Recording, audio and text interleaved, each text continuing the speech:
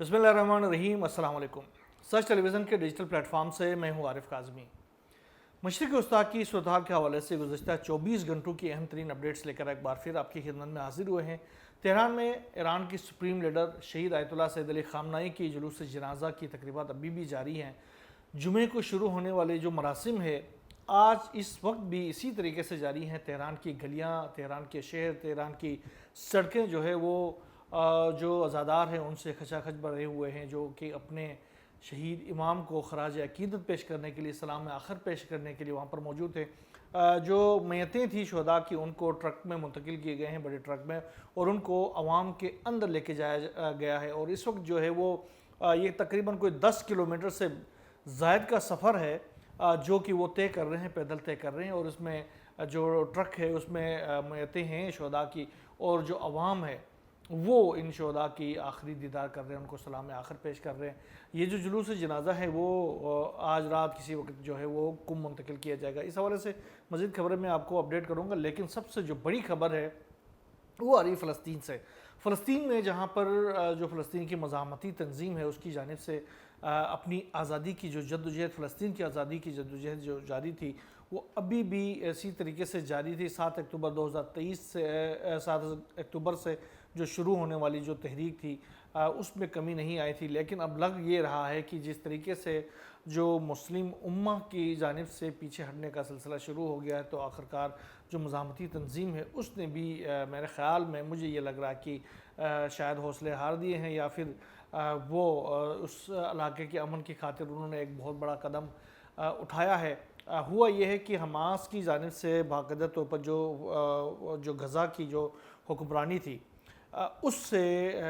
نکلنے کا فیصلہ کیا گیا ہے، اور باقاعدہ طور پر جو انٹرم گورنمنٹ تھی وہاں پر حماس کی، اس کی جو سربراہ تھے محمد الفرح،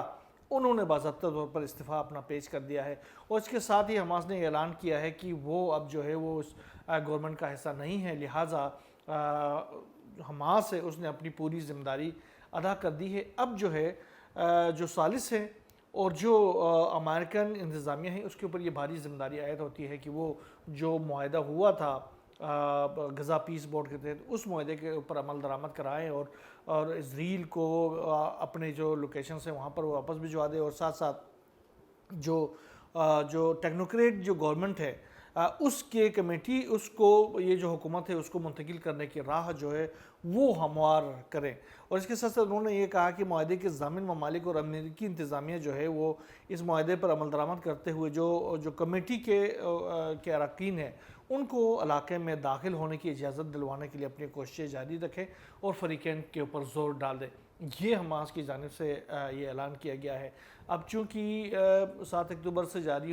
جنگ جو ہے اس میں حماس کو بھاری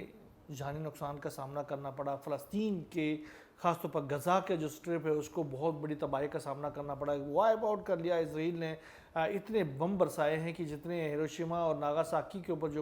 جو ایٹم بم گرائے تھے اس سے کہیں زیادہ انٹینسٹی کے بمز جو ہے وہ اس چھوٹے سے علاقے کے اوپر گرائے گئے، جس کے نتیجے میں بڑے پیمانے پر تباہی ہوئی ہے۔ اور اب آخرکار حماس نے یہ فیصلہ کر لیا ہے کہ وہ جو ہے وہ اس پیس بورڈ کو موقع دے دے تاکہ وہ جو ٹیکنوکریٹ کی جو گورنمنٹ تھی وہ وہاں پر بحال ہو جائے، اور اس کے بعد دیکھتے ہیں کہ وہاں پر کیا کچھ ہوتا ہے۔ بہرحال اب مزاحمت جو ہے وہ حماس جاری رکھے گی یا مزاحمت سے بھی پیچھے ہٹ جائے گی، اس کا فیصلہ جو ہے وہ آگے آنے والے دنوں میں اس کے حوالے سے تمام پروز اینڈ کونس جو ہے وہ سامنے آئیں گی۔ لیکن فی الحال کی حد تک جو ہے وہ اس گورنمنٹ سے انہوں نے استعفیٰ دے دیا ہے تاکہ جو ٹیکنوکریٹ کی جو گورنمنٹ وہاں پر آنی ہے اس کے لیے ایک راستہ مہیا ہو سکے، اس کے لیے آسانی ہو سکے، اس کے لیے حکومت اس تک منتقل کرنے میں آسانی پیدا ہو سکے۔ اب دیکھتے ہیں کہ امریکہ اور جو ثالث ممالک ہیں، جو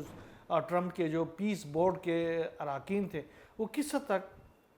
کامیاب ہوتے ہیں کہ اسرائیل کو واپس اس مقام تک لے کے جایا جا سکے جہاں پر اس کی سرحدیں اس جنگ سے پہلے موجود تھی۔ اور دوسرے یہ کہ غزہ کے اندر جو نئی ٹیکنوکریٹ جو گورنمنٹ آتی ہے تو وہ کس طریقے سے اس کا انتظام سنبھال لیتی ہے، اس میں امریکہ کا کتنا بڑا کردار ہوتا ہے، اسرائیل کا کتنا بڑا کردار ہوتا ہے، مسلم ممالک کا جو کہ پیس بورڈ کے اندر شامل تھے ان کا کتنا بڑا کردار ہوتا ہے، تو یہ اب آنے والے دنوں میں دیکھا جائے گا۔ بہرحال تہران کے جو مصلی امام خمینی میں سے شروع ہونے والے جو فنرل پروسیشنز تھے وہ اس وقت آزادی اسکوائر اور پھر تہران بھر کی جو سڑکیں ہیں ان کے اوپر جاری ہے، اور تمام تقریباً سڑکوں پر عوام کی ایک جمع غفیر ہے جو کہ وہاں پر آئی ہوئی ہے۔ جو الجزیرہ نے بتایا ہے اس کے مطابق تقریباً 12 ملین سے زائد افراد جو ہیں وہ اس جلوس جنازہ میں شریک ہیں، اور الجزیرہ نے یہ بھی کہا کہ یہ دنیا کی جو موجودہ دنیا کی تاریخ کا سب سے بڑا جنازہ ہے، اور اس جنازے کے اندر موجود عوام جو ہے ان کے جو نعرے ہیں وہ بڑے ہی فیسنیٹنگ قسم کے نعرے ہیں۔ خاص طور پر وہ ایک تو امریکہ اور اسرائیل کے خلاف نعرے بازی کر رہے ہیں، اور دوسری طرف انتقام کی بات کر رہے ہیں۔ ہر ایک کی زبان پر انتقام کا لفظ موجود ہے، اور ساتھ ساتھ انہوں نے سرخ جھنڈے اٹھائے رکھے ہوئے ہیں۔ جہاں ایران کے جھنڈے رکھے ہوئے ہیں وہاں پر سرخ جھنڈے بھی انہوں نے اٹھائے ہوئے ہیں، جو کہ بیسیکلی انتقام کی علامت ہے۔ تو اب آج رات کسی بھی وقت کسی سیکنڈ پہر میں جو میتیں ہیں شہداء کی ان کو کم منتقل کیا جائے گا، جہاں پر سیدہ معصومہ کم سلام اللہ علیہا کے مزار پر ان کی حاضری ہوگی، پھر مسجد جمکران میں حاضری ہوگی، وہاں پر بھی نماز جنازے کی تقریب ہونے کا امکان ہے۔ اس کے بعد پھر 7 تاریخ کو 8 تاریخ کو یہ جو میتیں ہیں وہ کربلا اور نجف میں ان کی حاضری ہوگی، اس کے بعد پھر 9 تاریخ کو یہ پہنچیں گے مشہد میں اور وہاں پر ان کی تدفین ہوگی۔ بہرحال ان تمام جو فنرل پروسیشنز ہیں جو کیے گئے ہیں اس میں جو حاضری ہے عوام کی وہ کروڑوں کے اندر ہے، اور اس میں مزید ان کے لوگوں کی تعداد بڑھتی جا رہی ہے۔ دنیا بھر سے وہاں پر شرکت کے لیے لوگ پہنچے ہوئے ہیں، اور ساتھ ساتھ جو 70 سے زائد 100 کے قریب تقریباً جو ممالک ہیں ان کے جو سرکاری وفود نے جس طریقے سے وہاں پر شرکت کی ہے اس سے یہ کلیئر ہو گیا ہے کہ امریکہ جو کہ ایران کو کوشش یہ کر رہا تھا کہ ایران کو آئسولیٹ کر سکے، تو ایران کے ساتھ 100 سے زائد ممالک کا کھڑا ہو جانا یہ کوئی معمولی بات نہیں ہے۔ دوسری طرف امریکہ اور اسرائیل اس جنگ کے اندر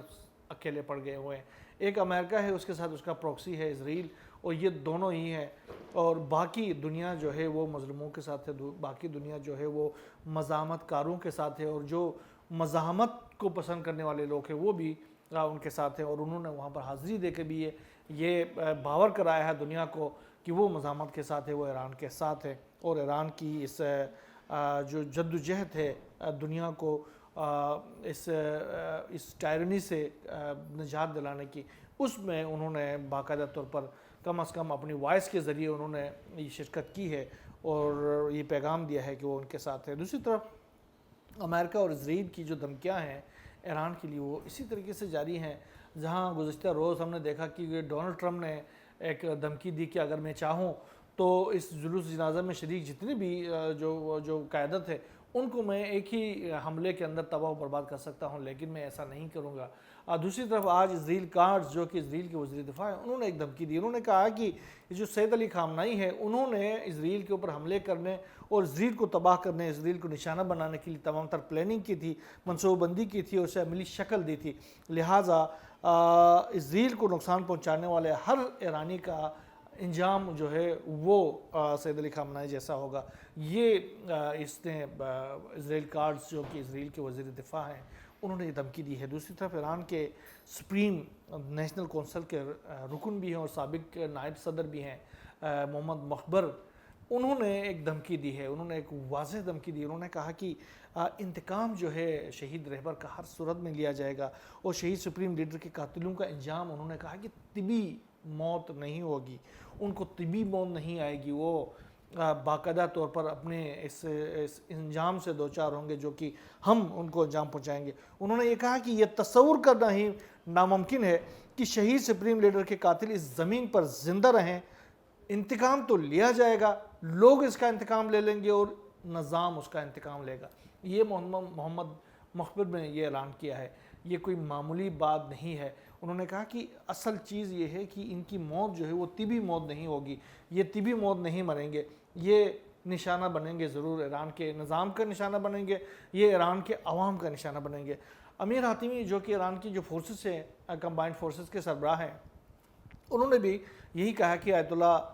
خامنائی کے قاتل اپنی انجام سے بچ نہیں سکیں گے۔ یہ دوسری دفعہ کہا ہے. اس دن بھی انہوں نے یہ پیغام دیا تھا, آج بھی انہوں نے یہ پیغام دیا ہے کہ آیت اللہ خامنہئی کی جو قاتل ہے وہ اپنے انجام سے بچ نہیں پائیں گے اور قاتلوں کو قبر سے نکال کر بھی ان کو سزا دی جائے گی. ایران میں ہر طرف سے جو انتقام کی سزائیں ہیں, ایسے میں یہ جو لیڈرشپ ہے ان کی جانب سے خاص طور پر کھل کر اس بات کا اظہار کرنا ہے کوئی معمولی بات نہیں ہے, جو آگے آنے والے سناریو کو واضح کرتے ہیں. ایران کے نیوی کے جو کمانڈر ان چیف ہے ایڈمرل شہرام ایرانی کے حوالے سے میں آپ کو بتا دوں کہ یہ ایران کے فورسز کے اندر یہ جو اہل سنت کمیونٹی سے تعلق رکھنے والے ایک بہت بڑے لیڈر ہیں. یہ نیوی کے سربراہ ہیں اور ان کا تعلق اہل سنت اسکول آف تھاٹ سے ہیں. لیکن یہ جو بہادر آدمی ہے اس نے اس جنگ کے اندر پانسا پلٹنے میں بہت بڑا کردار ادا کیا ہے. جس طریقے سے ہم نے دیکھا کہ جو اسپیڈ بوٹس ہیں, جو ایران کی جو نیول فورسز جس طریقے سے امریکہ کو جو ناکو چنے چبوا رہے ہیں, اس کے پیچھے بھی ایڈمرل شہرام ایرانی کا بہت بڑا ہاتھ ہے. انہوں نے کہا کہ دشمن جنگ کے لیے خود کو تیار کرے. یہ انہوں نے بات کی ہے کہ یہ جنگ ابھی ختم نہیں ہوئی, یہ جنگ ہوگی اور بہت بڑی جنگ ہوگی اور دشمن جو ہے وہ خود کو جنگ کے لیے تیار کرے. اس کے ساتھ ساتھ انہوں نے کہا کہ مقاومت جو ہے وہ اب کسی جغرافیائی علاقے تک محدود نہیں رہی ہے, بلکہ دشمن کو جان لینا چاہیے کہ آج اس کا مقابلہ صرف ایک ملک یعنی ایران سے نہیں ہے, بلکہ عظیم اسلام اور عظیم اسلامی مقاومت کے ساتھ اس کا مقابلہ ہے. اور یہ عظیم و اسلامی مقاومت جو ہے وہ دنیا بھر میں پھیلی ہوئی ہے اور دشمن کو ان مسلمان مجاہدین کے ساتھ مقابلہ کرنے کے لیے خود کو تیار کرنا چاہیے, جو اپنے تمام شہداء کے خون کا بدلہ لینے کے لیے پرعزم بھی ہیں اور بیتاب بھی ہیں. اور اس کے ساتھ ساتھ انہوں نے کہا کہ دشمنوں کو معلوم ہونا چاہیے کہ انہیں ایسا زبردست اور فیصلہ کن جواب ملے گا جو ان کے چہروں کو مسخ کر دے گا. شہرام ایرانی,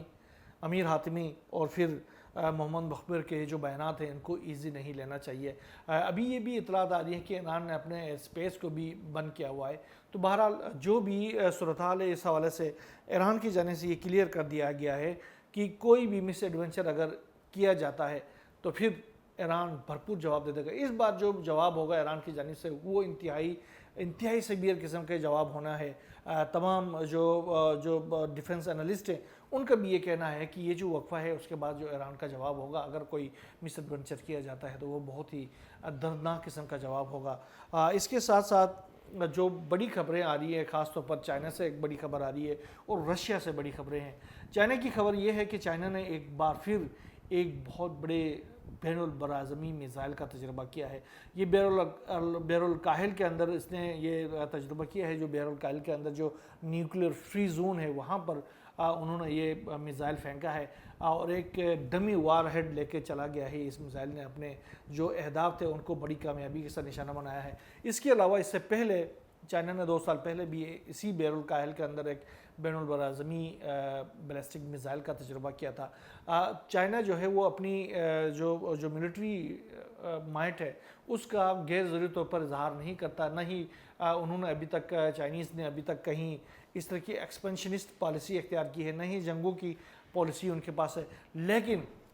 یہ جو بدلتے ہوئی صورتحال ہے اس کے اندر چائنا کی جو فوجی تیاریاں ہیں وہ بہت بڑے لیول پر ہیں اور یہ آگے آنے والے کسی بھی سیناریو کے لیے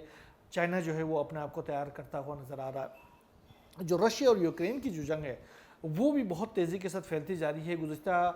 کئی دنوں سے رشیا کے اوپر جس طریقے سے حملے کیے جا رہے ہیں یوکرین کی جانب سے, اور اس کے پیچھے نیٹو کا آپ کو پتہ ہے ہاتھ ہے, اور نیٹو کے جو تمام ممالک ہیں وہ مکمل طور پر اس کے ساتھ یوکرین کے ساتھ ہے. یوکرین کو نہ صرف لاجسٹک سپورٹ فراہم کر رہے ہیں بلکہ انٹیلیجنس سپورٹ بھی فراہم کر رہے ہیں, جس کے نتیجے میں یوکرین جو ہے وہ مسلسل طور پر رشیا کے مختلف علاقوں کے اوپر حملے کر رہا ہے. آج بھی یوکرین نے رشیا کی جو سب سے بڑی آئل ریفائنری ہے اومسک آئل ریفائنری, اس کے اوپر ایک ڈرون حملہ کیا ہے, جس کے بعد وہاں پر آگ لگی ہوئی دکھائی دے رہی ہے. لیکن جوابی کارروائی رشیا کی جانب سے ہوئی ہے.